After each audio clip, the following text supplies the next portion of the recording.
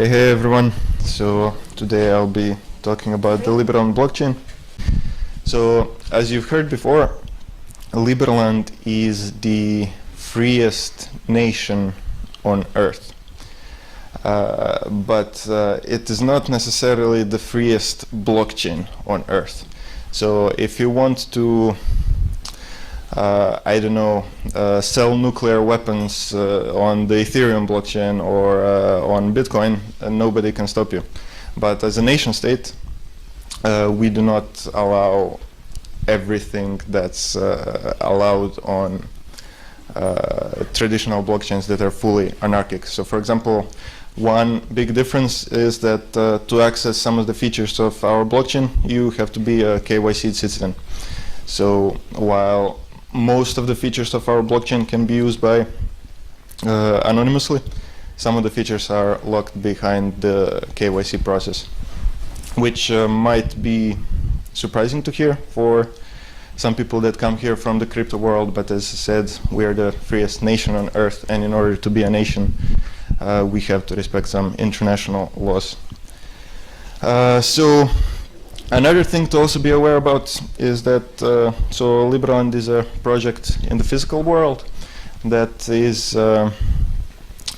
settling the land, the Liberty Island, but Liberland is also our blockchain infrastructure. Those two are very connected, but in some ways they are also separate. So even if you are a crypto nerd who doesn't care at all about Liberland, we are building some features on the blockchain that will be useful to you even outside just the Liberland project. So with that out of the way, let's begin. So we have been in development for a little less than a year, and what we have built so far is the following. So you can now claim citizenships and your merits if you have them. Elections, delegation of votes are fully functional for the government. Referendums are working. So the whole democratic process is, from the technical perspective, ready. Our legislation system is ready. So Liberland legislation will be stored on the blockchain, which allows some protections that normal governments wouldn't have. We spent a lot of time thinking about how to have a meaningful separation of power. So for example, there is a separation of power between the Senate, the elected councilmen, the merit holders, the citizens themselves have some headcount vote power. There is a separation of power between the chain operators and the token holders. For everything that can be done on Liberland, there are two ways that it can be undone. So in the spirit of libertarian governance, it's much easier to strike down legislation than pass it. And we also have some infrastructure that allows the running of business on the blockchain, such as the registries for companies and assets. And there is also some other stuff that's blockchain stuff that you would expect. We allow smart contracts, we allow DAOs, staking, and stuff like that I'll be talking about later. So most of these things we've been testing on the testnet. And just a short story. So yesterday it had almost 1 million blocks already produced. We got support from the Web3 Foundation. I think previous speakers were referring to it as the Polkadot Foundation, but it's called Web3. Anyway, we have also worked with some of the volunteers that were validators. Some of them are with us here, and we are very grateful. That step was very crucial to ensure the security of the chain. And yeah, the testnet will continue. we aren't gonna shut it down. In fact, we cannot shut it down even if we want to, because most of the validators are citizens, and even if the government with its pseudo testnet key decided, no, we want to shut it down, we can't actually do that. That's the beauty of blockchain. It's decentralized and no centralized entity can enforce its will, which is in line with our libertarian ideals. So anyway, the testnet will continue. It will continue to be useful, but we are ready to move on to the next step. But first, so what did we build on the testnet? If you want to see it, there is testnet.liberland.org. And in order to interact with our chain, you need to first claim your identity. So if this is your first time trying to interact with the blockchain, there are some things that you will need to do. They usually take between 5 to 10 minutes of setup. And most of the things I will be talking about are documented in an article. If you want to, you can just visit this website and then everything will be explained there. I don't think it's super up to date so far, but yeah, you can just open it and leave it in a tab somewhere, and when you decide to claim your citizenship, you can just read everything, so you don't need to remember everything I say. But basically, you are going to need to create a wallet. Your wallet address will be used to access your on-chain identity. That takes 2 minutes. You will then have to connect your on-chain identity to your Liberland account identity. So if you go to your profile, it will ask you for your wallet address and just add it there. And then by using our blockchain frontend, you can update your on-chain identity. So if you're a citizen, you are KYC'd. So we know who you are, and this is one of the foundations of citizenship. And any identity you set on the blockchain will be public, but you do not necessarily have to put your public data on there. So if you want to be a politician, you will probably want to have your real name so people can recognize you, and you will be public on the blockchain. But if you want to be more private, you do not have to put your real name, but you're still KYC'd, like the government knows who you are, but anybody reading the blockchain wouldn't know that it's you.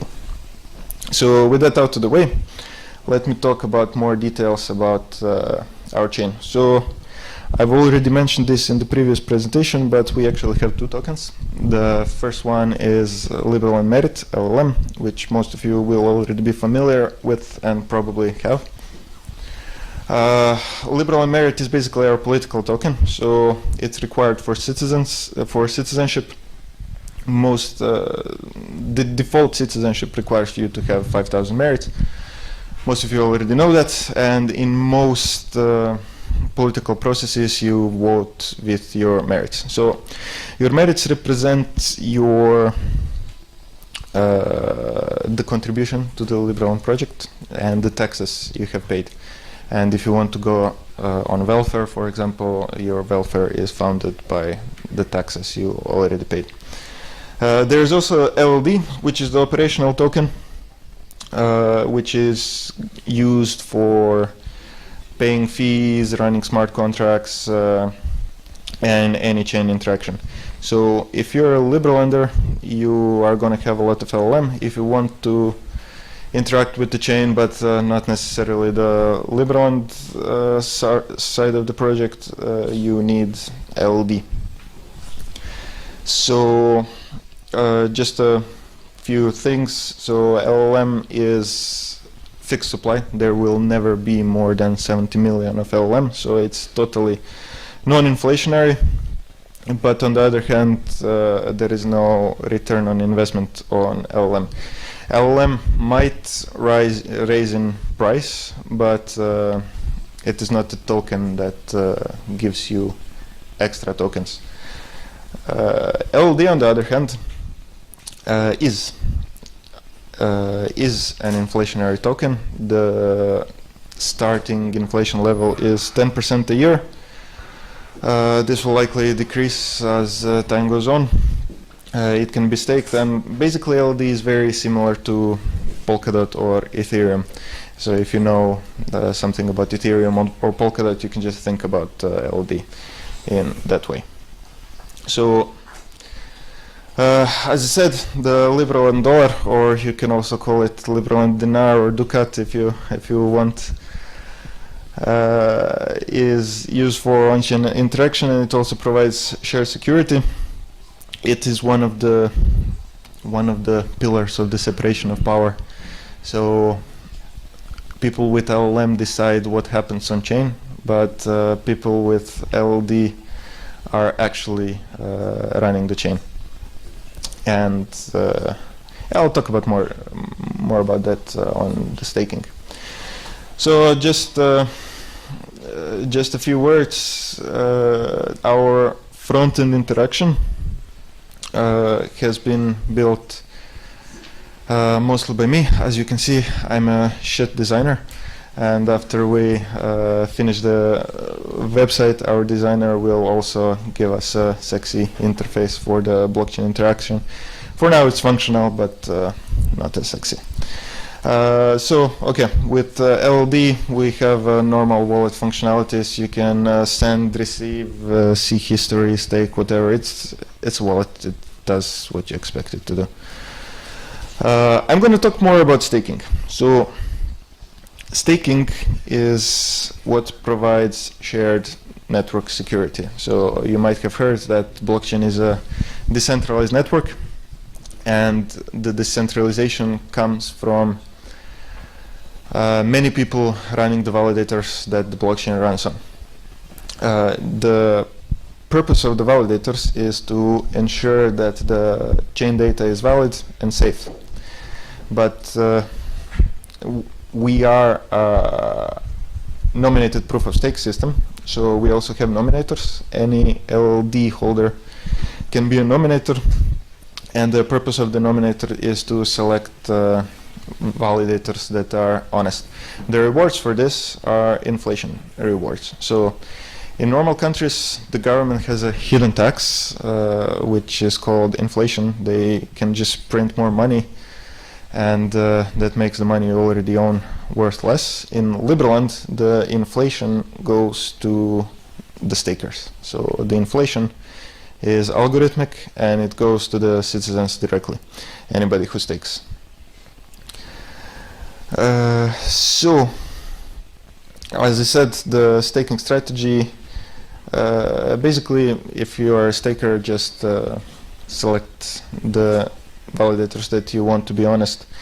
But I'm not going to go into too much detail. It's in the docs when you start to be interested in it. We can go back to it later. We also have an interface for advanced staking if you want to see all the technical nerd shit. You can. So there is also validators. So validators are the bedrock that the decentralization of the chain rests upon.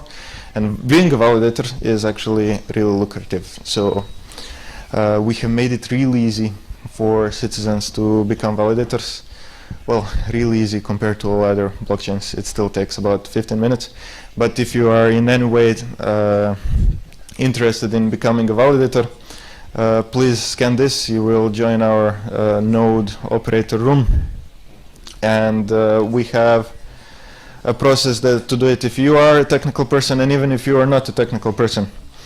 So one of the big differences between Liberland blockchain and normal blockchain is that on our blockchain only citizens can be validators. So this is also another layer of the separation of powers.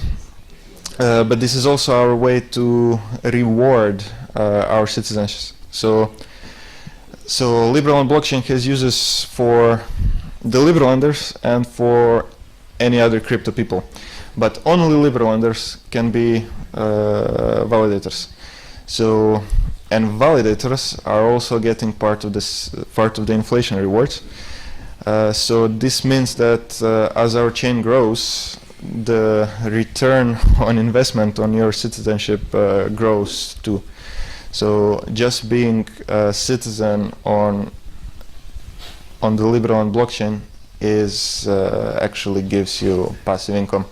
So we are aiming basically for all citizens to become validators, and this will just become more and more profitable over time. So yeah, please, if you're a citizen, scan this and we'll make you some money. Not a lot in the beginning, but yeah. So let me talk a little bit about the politics on chain. So we have both representative and direct democracy. So on chain, we can elect the council members, and you can delegate your political power to them. So you don't have to vote on every minutia of the political process if you don't want to. But if you want to, you can of course vote on everything yourself. Any citizens can propose new legislation or endorse them and vote on them, and we have a friendly UI that supports it. There is a little bit of privileges for the representatives. So for example, everything happens through a referendum. But if the referendum is started by the elected government, then it's a negative referendum in a sense that citizens have to say, yeah, we don't want this. But if they don't say this, it by default passes. And if it's a directly started referendum, then citizens have to say, yeah, we want this, and then it passes. It is not a simple majority referendum. There is a bit of math going on there. So if only, for example, 10% of all citizens vote on a referendum, then they would need to have, I don't know, 70% yes in order to pass, but it becomes a simple majority as at least 50% of the citizen vote somewhere. So it's kind of a thing to ensure that referendums that are unpopular can still pass. So you can vote for the congressman. We have a preference ordered voting. So in normal countries, in most political systems, for example, if you have three parties, let's say the Communist Party, the Nazi Party, and the Moderate Party, if any of the parties get 51% of the votes, they impose their will on everybody, even if they're ideologically very opposed. But we want to avoid these things, so we have preference order votes. So you can order your votes in the preference of how you would like them, and you can just say, no, I want these guys, I'm okay with these guys, and I definitely don't want these guys. There's math behind it, but basically just order your votes in your order of preference, and that's it. And you can delegate your votes to any of the acting Congressional Assembly members. Oh, this is actually an old screenshot, and we don't have a button. Now there's a button here for delegation. Everything goes through a referendum, so any legislation will be seen by citizens, and you can vote on them. If you're delegating, your representative will vote on it too. You can also start your own referendum, and yeah, it goes through the same process. Now, all Liberland legislation is actually kept on chain, so you can also browse the legislation of Liberland, but everything I have been talking so far has been using your LLM as political power. So you can make a referendum to pass new legislation and vote on it on LLM. You can make a referendum to repeal legislation with LLM. But we also have a headcount veto. So any legislation can also be struck by citizens using headcount veto when it's just one person, one vote. If at any point more than half of the citizens cast their veto, the veto can be triggered and legislation is getting destroyed. Okay, so enough about government. Now we are moving to the doing business part. So we have built preparatory infrastructure for running businesses on chain. We have done the registries for companies, lands, assets, metaverse land, and we've also built offices palette. This is all in preparation to allow traditional businesses to run on chain. I'll talk more about that a bit later. We also allow DAOs, we also allow both smart and dumb contracts. So for example, we are running our government on chain, and one of the new things we have built is the offices palette, which basically government offices have some power on the chain. So for example, the company registry office is one responsible for registering your company, and it has clerks, and those clerks can basically register the office. But those clerks are elected through the democratic process. So, you know, people can be fired and hired through the democratic process. So let me talk about how the company registry works and why we have built it. So we have built an encryption system. So for shareholders and ultimate beneficiaries. So for example, if somebody wants to have a Liberland company but doesn't necessarily publicly disclose that to the world, you can encrypt your involvement with it. So for example, if there are two upstanding citizens of a country, some other country, let's call them Gus Fring and Don Eladio, and if they want to start a company, Gus Fring would be the public face and Don Eladio would be the encrypted member. And the registry would know their identities, but their identities would not be public to the rest of the world. And this would also play in with the justice system that we are building. So if in any future disputes, even though that they are encrypted and not public, if the shareholders and ultimate beneficiaries want to go to court with each other, the Liberland courts can process them even though they are encrypted to the rest of the world. So we also built metaverse registries. So in the metaverse you can also see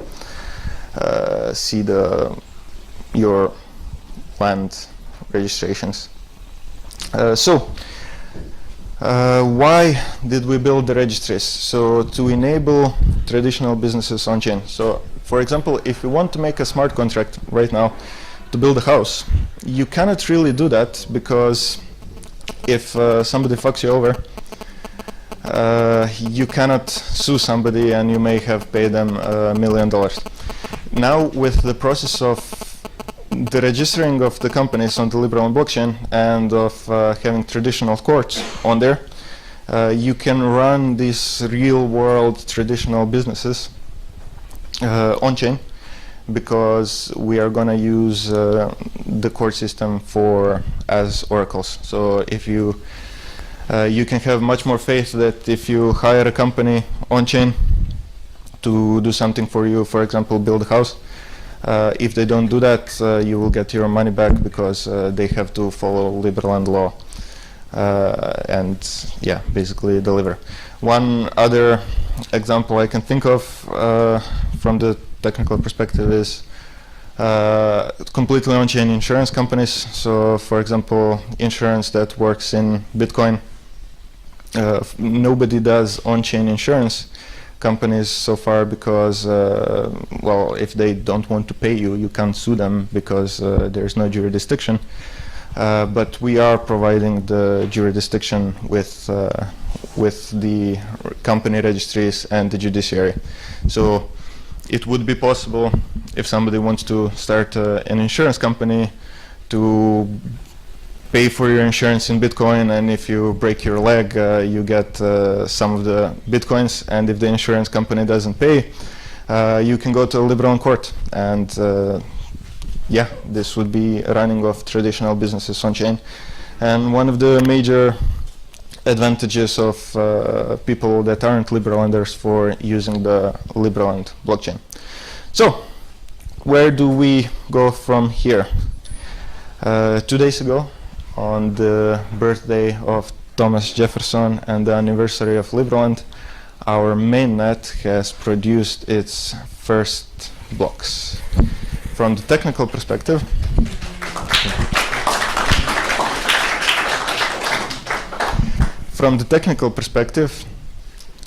we are basically ready to launch everything. We are ready to launch the political system, we are ready to launch the infrastructure for running businesses, but it is a process that will now take some time and will come in phases.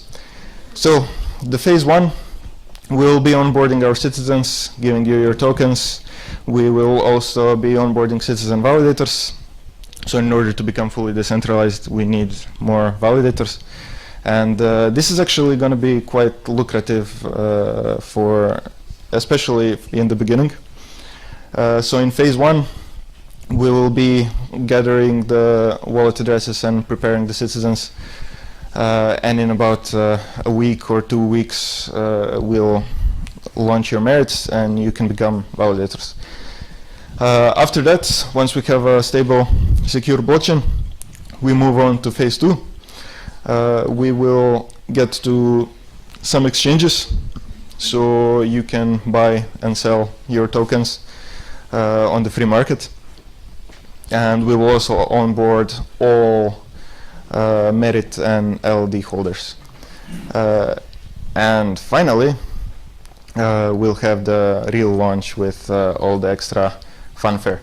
After the real launch, yeah, so in phase 2, we are also be extensively testing the political system, which at this point will be advisory. So we will be testing examples like a senator with a lot of merits has become a communist and wants to pass bullshit legislation, and then we'll test our defenses against that with the separation of power, the vetoes and stuff like that.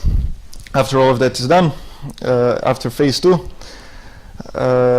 the political system stops being advisory and becomes binding. So this is the time where the how do you say this temporary government gets disbanded and gets elected for real. And we can only do that after most of the citizens are onboarded. And after that phase 3, we'll also have the companies compliant with international law, so we can also start doing both real business and real governance on-chain. So, as I said, from the technical perspective, we are ready. And I wanted to meet Peter. Peter, can you come here? So Peter is our first clerk. He will be handling most of the onboarding. So if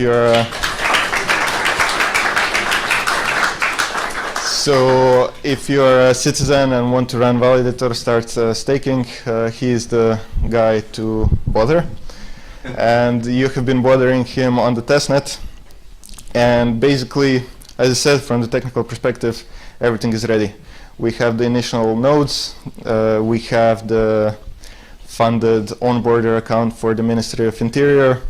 The only thing that is missing is give Peter the on-chain authority on the mainnet to onboard the citizens. So, Mr. President, we are ready to launch phase 1 on your command.